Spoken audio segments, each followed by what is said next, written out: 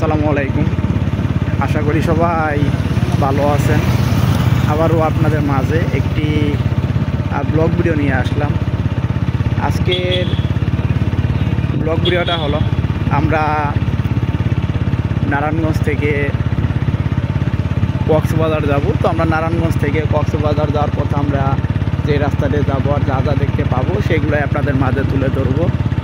তো আমরা যাওয়ার পথে দেখতে পারতেছি রাস্তার এই পাশ দিয়ে অনেকগুলা লম্ফু গাছ আপনারা দেখতে পারতেছেন।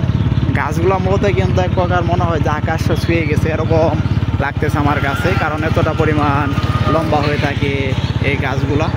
আর এদিক দিয়ে আমরা দেখতে পারতেছি যে উপরের দিকে অংশটা আপনারা দেখতে পারতেছেন, মনে হয় যে পুরো আকাশ জুড়ে একটি গাছগুলা কিন্তু ডালপালাগুলা কিন্তু বেশি হয়ে থাকে মূলত এই গাছগুলা। তো আমরা যাওয়ার পথে দেখতে পারলাম আরও ছোট্ট একটা কপাট পুল। তো এই পাশ থেকে পানি কিন্তু এই পাশে জমিতে যাওয়ার জন্য কিন্তু মূলত কপাট পুলটা দেওয়া হয়েছে।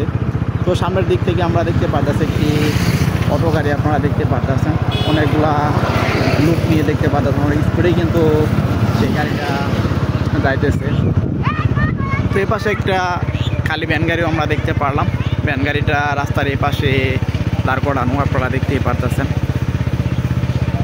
তো আমি যদি আপনাদেরকে একটু এদিকের অংশটা দেখাই, এদিকে আপনারা দেখতেই পারতেছেন একটি ভ্যান গাড়িতে করে অনেকগুলা সিমেন্টের বস্তা, সেই বস্তাগুলা নিয়ে তারা বাড়ির দিকে যাইতেছে।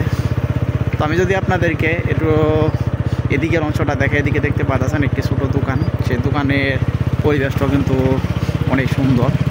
তো আমরা যাওয়ার পথে দেখতে পারতেছি রাস্তার এই পাশে আমরা দেখতে পারলাম অনেকগুলা